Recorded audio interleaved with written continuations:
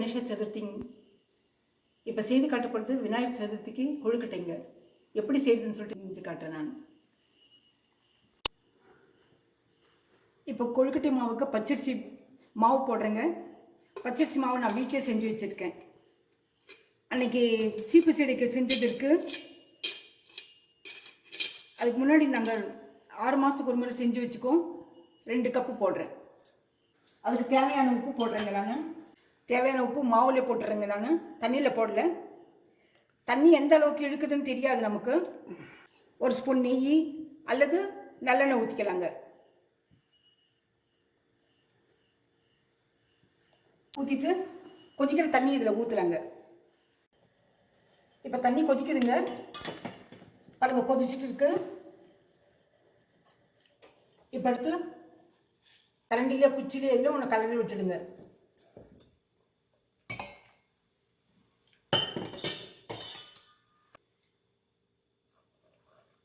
தண்ணி பத்தலைன்னா இன்னி கொஞ்சம் ஊற்றிக்கலாங்க.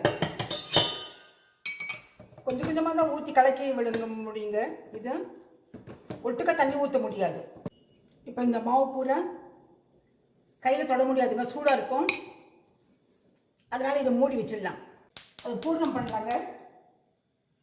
உள்ளுக்குள்ளே வைக்கிறதுக்கு அதுக்கு தேங்காய் துருவி வச்சுருக்கேன் பாருங்க. கொஞ்சம் வணக்கின்னு விடணும். அதுக்கு வெல்லம் கொஞ்சம் தண்ணி ஊற்றி வச்சுருக்கேன், 1/4 டம்ளர் தண்ணி. இது ஆறத்துக்குள்ளே இதை செஞ்சு வச்சுக்கலாங்க. நம்ம சீக்கிரம் செய்ய முடியும். இது கொஞ்சம் கலக்கி விடலாங்க இந்த வெல்லத்தை. இது பாகடிக்க வேண்டியது இல்லைங்க, சும்மா கரைஞ்சா போதும். இப்போ இதை ஸ்டவ் ஆஃப் பண்ணிடுங்க. இப்போ வெல்லத்தை எடுத்து தேங்காயில் ஊற்றலாங்க.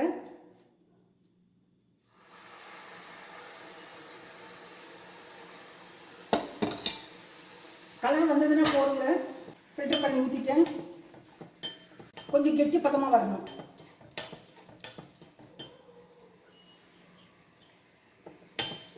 கொஞ்சம் கெட்டியாக வந்த பிறகு ஏலக்காய் போடலாங்க.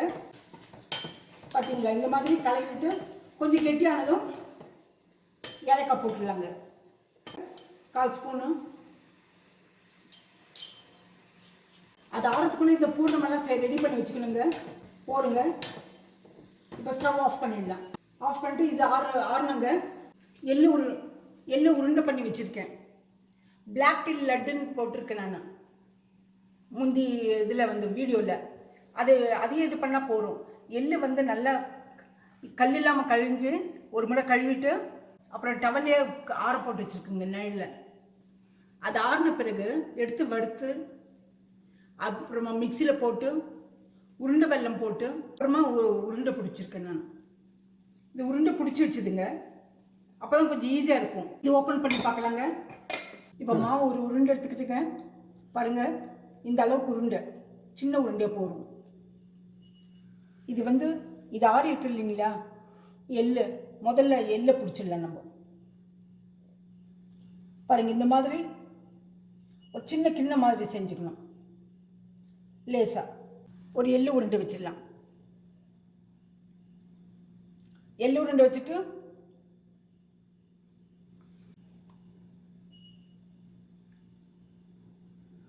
பாருங்க, இந்த மாதிரி செஞ்சிடலாம். இந்த வாழை இலையில வச்சிடலாங்க. பாருங்க, இந்த மாதிரி ஒரு அச்சு இல்லாமே செஞ்சுக்கலாங்க.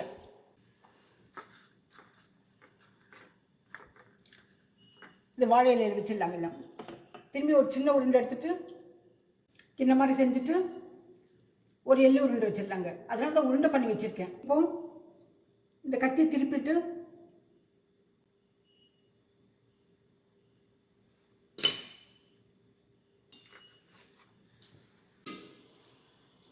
இட்லி பானையில் வைக்கலாங்க. இது வாழை இலையில் வச்சுருக்கேன். மூடிடலாம். இது வேகிறதுக்குள்ளே இது ரெடி பண்ணிக்கலாம். பாருங்கள், வாழை இலையில் ஒரு சும்மா நெய்யோ எண்ணெய் ஏதோ ஒன்று தடவில்லைங்க.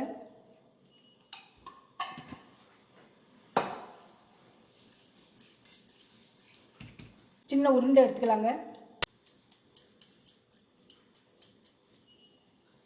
தட்டிடலாங்க.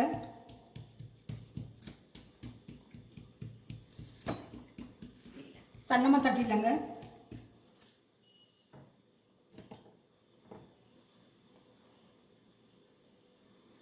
இதை எடுத்து உள்ளுக்குள்ளே வச்சிடலாங்க. கொஞ்சம்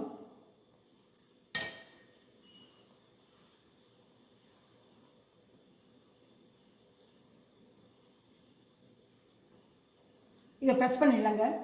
இந்த ஓரத்தெல்லாம் ப்ரெஸ் பண்ணிடலாங்க. ஷேப் சரியில்லைன்னா சின்ன கத்தி வச்சுட்டு கட் பண்ணிடலாங்க. இது ஓப்பனாக இருக்கக்கூடாதுங்க. இது நல்லா ப்ரெஸ் பண்ணிட்டா தான் நல்லது.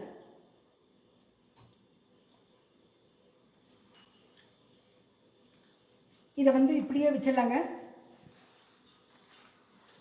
திரும்பி மறுபடியும் வேறு வாழை இலை எடுத்துக்கலாம்.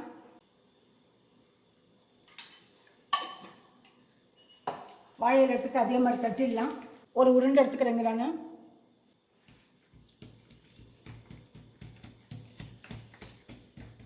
சன்னமாக தட்டிடலாம்.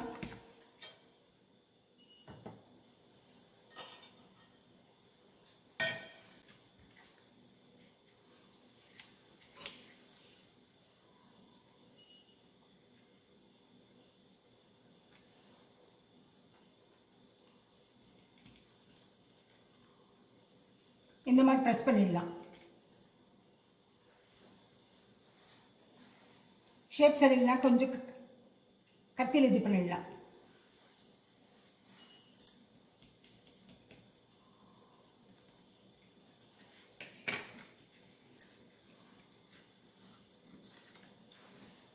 இதை எடுத்து மூடி வச்சிடலாங்க. இது வந்து மஞ்சள் இலைங்க. மஞ்சள் இலையில கூட செய்யலாம், நல்லாயிருக்கும். நம்ம ஆரோக்கியமாக இருக்கலாம். இந்த மஞ்சள் இலையை மஞ்சள் வந்து நான் அந்த விதையை வந்து மஞ்சள் பொங்கல் பிறகு வாங்குகிற மஞ்சள் எடுத்து ஒரு தொட்டியில் போடுவேன். செடி வந்துடும். செடி வந்துட்டு நல்லா பெரிய பெரிய இலையாக வந்துடுங்க.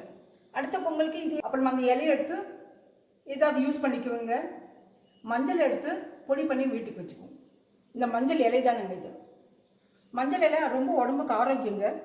இதில் வந்து ஸ்வீட் செய்யலாம், கொழுக்கட்டை எல்லாம் செய்யலாங்க இதில். அதனால் உங்களுக்கு காட்டுறேன். நான் மஞ்சள் இலை காட்டுறேன். நான் பாருங்கள், ரெண்டு ரெண்டாக கட் பண்ணி வச்சுருக்கேன். நான் பாருங்கள், மஞ்சள் இலை மேலே தட்டுறேன், இந்த இலை மேலேயே தட்டுறேன். பாருங்கள், வேக வச்சிடலாங்க. ஆனால் கொஞ்சம் வாசனை வரும், மஞ்சள் வாசனை வரும் இலையில் வெந்த பிறகு.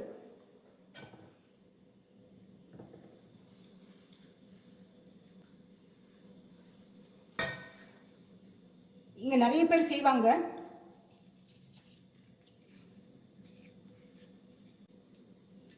இந்த மாதிரி சுற்றி எடுத்துடலாங்க.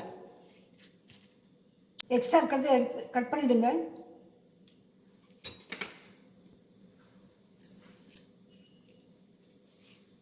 இது எல்லாத்தையும் ரெண்டும் ஜாயின் பண்ணிட்டா போதும்.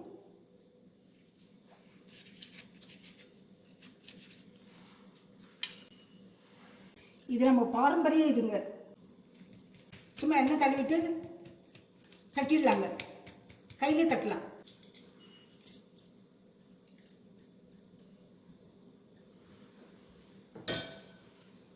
கையில் தட்டிட்டு இது பாருங்க, ப்ரெஸ் பண்ணால் போதும்.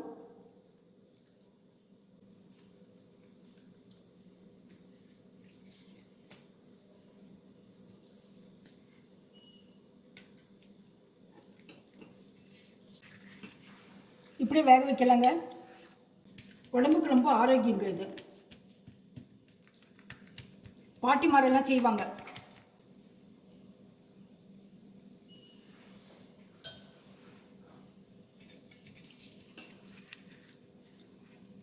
உள்ளுக்குள்ளே வச்சு இப்படி ப்ரெஸ் பண்ணிடலாங்க இலையை.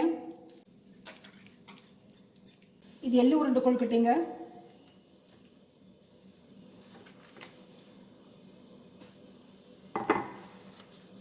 இப்போ தேங்காய் கொழுக்கட்டை வைக்கலாம்.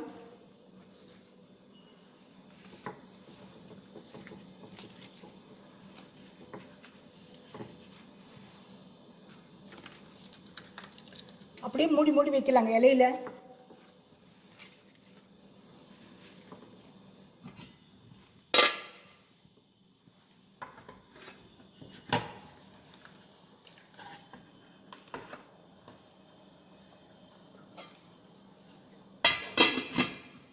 காரக்கொழுக்கட்டைக்கு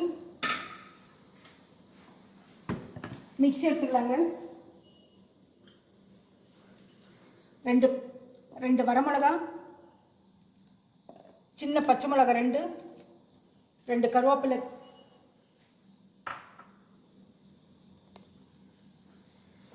கொஞ்சம் சீரகம், கடலைப்பருப்பு 3/4 கப்பு, 1/4 கப்பு துவரம்பருப்பு ஊற போட்டு வச்சுருக்கேன். ஒரு 1.5 மணிலேருந்து 2 மணி வரைக்கும் ஊற போட்டிருக்கேன். ஊற போட்டுட்டு வடிகட்டி வச்சுருக்கேன். அதில் இது போடுறேங்க. ஒரு துண்டு இஞ்சி பாருங்கள், சீரகம், ஒரு துண்டு இஞ்சி, கருவேப்பிலை, வரமிளகா 2, பச்சை மிளகா 2, இவ்வளோதானுங்க சாமான். இதை வந்து மிக்சியில் அடிச்சுட்டு அப்புறமா இந்த பருப்பு போட்டு மிக்ஸி அடித்து உங்களுக்கு காட்டுங்க. இப்போ இந்த பருப்பை அடிச்சுட்டு இங்கே பாருங்கள், தேவையான உப்பு போட்டு அடித்து வச்சுருக்கேன் மிக்சியில். இது ஒரு முறை சும்மா ஒரு பாதி வேக்காடு வெந்த பிறகு எடுத்துக்கலாங்க. சும்மா எடுத்து எந்த ஷேப்பில் வேணாலும் வேக வைக்கலாம். வேக வச்ச பிறகு எடுத்துட்டு திரும்பி பூர்ணமாக உள்ளுக்குள்ளே வச்சு கொழுக்கட்டைக்குள்ளே வச்சு நம்ம செய்யலாம். இப்போ இது பார்க்கலாங்க. இது வெந்தாச்சுங்க. ஸ்டவ் ஆஃப் பண்ணிட்டு எடுத்துடலாம். பாருங்கள், இப்படி இருக்கும் பார்த்தீங்களா?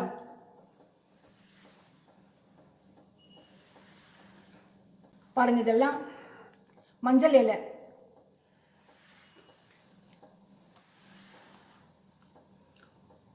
பிரியாமல் வருங்க. இது வாழை இலை பாருங்கள், பிரியாமல் வந்திருக்கு.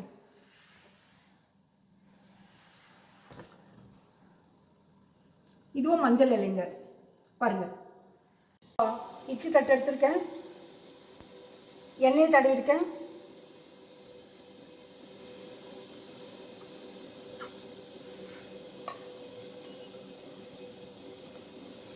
இது தண்ணியாக ஊற்றக்கூடாதுங்க. தண்ணி ஊற்றாமல் மிக்ஸியில் அடித்து வச்சுருக்கேன். சும்மா இது வேக வச்சுக்கலாங்க.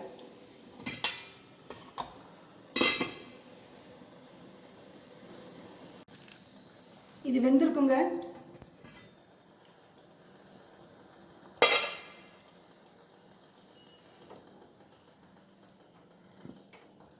ஸ்டவ் ஆஃப் பண்ணிட்டு எடுத்துடலாம்.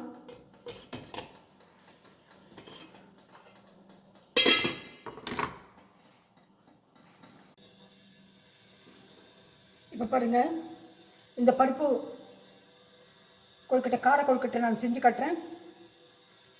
சும்மா இப்படி உருண்டை பிடிச்சி ரவுண்டாக இந்த மாதிரி பண்ணிக்கலாங்க.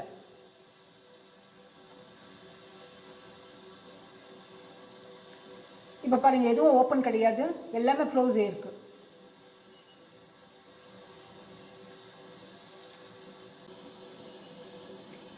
மெலிசா இது பண்ணிவிட்டு ரவுண்டாக பண்ணிவிட்டு உள்ளுக்குள்ளே இந்த பருப்பு இதை வச்சு பூரணத்தை வச்சு உருண்டை பண்ணிடலாங்க. இப்படி ரவுண்டாக பண்ணிட்டு அப்புறம் கையில் சுற்றிடலாங்க.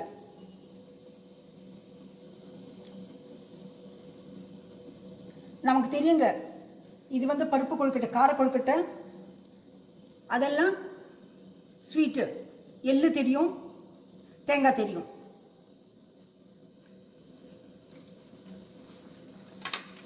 இப்போ இந்த வாழை இலையிலேயே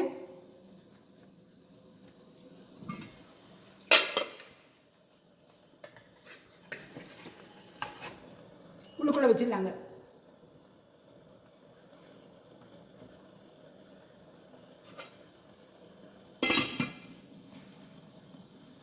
இப்போ ஒரு ஸ்டவ் ஆன் பண்ணிக்கலாங்க. அது வேகிறதுக்குள்ள உளுத்தம்பருப்பு, கடலைப்பருப்பு வறுத்து போட்டுக்கலாங்க. இது கார கொழுக்கட்டை தான். 2 ஸ்வீட் கொழுக்கட்டை, 2 கார கொழுக்கட்டை செய்யறேன். மாவு கொஞ்சமாக இருக்குது பாருங்க, கொஞ்சமாக கடலைப்பருப்பு. இப்போ உளுத்தம்பருப்பு போடலாம்.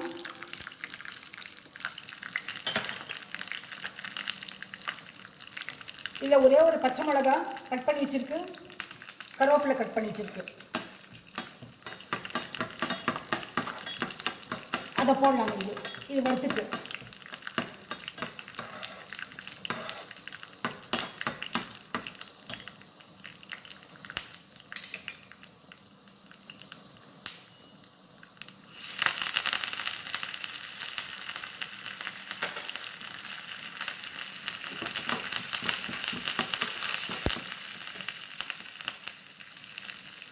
இப்போ கொஞ்சம் தேங்காய் பூ போடலாங்க, ஒரு ஸ்பூன்.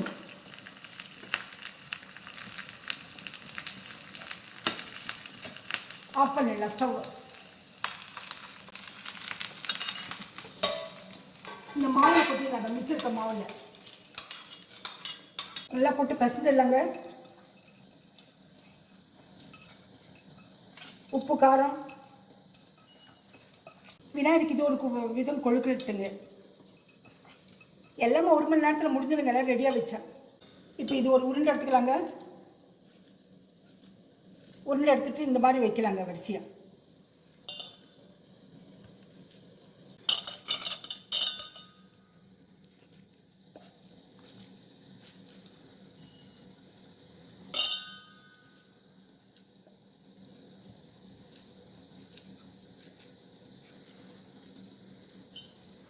இது வாழை இலையில வச்சிடலாங்க. வாழை இலையில் வைக்கிறது ரொம்ப நல்லது, அதனால் இதையே வச்சிடலாம். பாருங்க, இது கார கொழுக்கட்டை.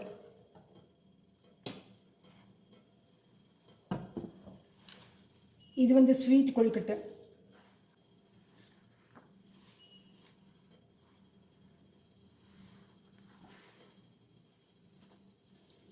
இதெல்லாம் ஸ்வீட்டுங்க. இதுவும் ஸ்வீட்டுங்க.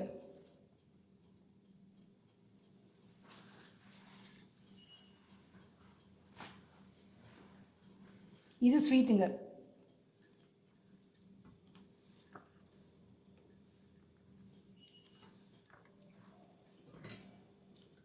இதுவும் வெந்தாச்சுங்க.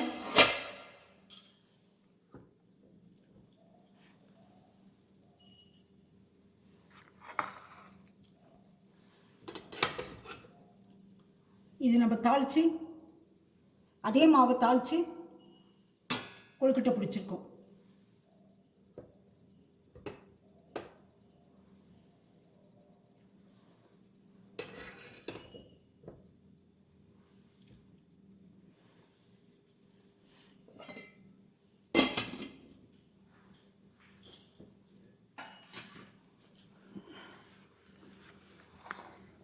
இதுக்கு ஒரு மணி நேரம் கூட ஆகாதுங்க.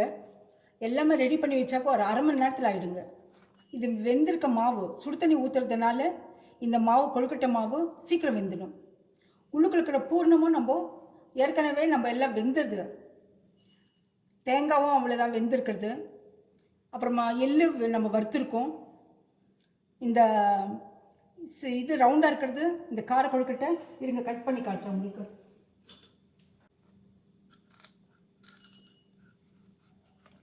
பார்த்தீங்களா, இந்த கார கொழுக்கட்டை இந்த மாவும் வேக வச்சுருக்கோம்.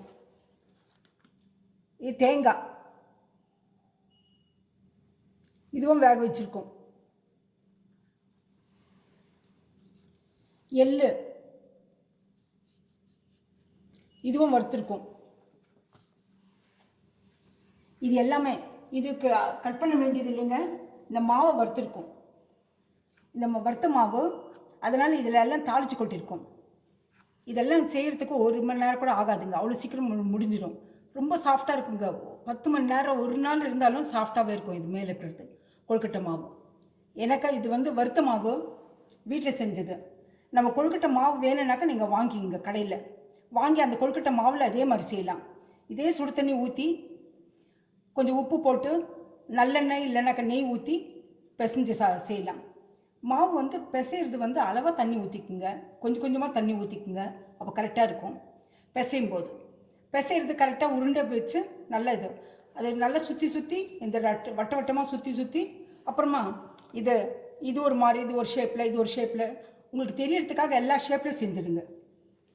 இந்த ரெசிபி பிடிச்சிருந்தா லைக் பண்ணுங்கள், ஷேர் பண்ணுங்கள், சப்ஸ்கிரைப் பண்ணுங்கள், மறக்காமல் பெல் பட்டன் ப்ரெஸ் பண்ணுங்கள், கமெண்ட் பண்ணுங்கள். அடுத்த ரெசிபியில் பார்க்கலாம்.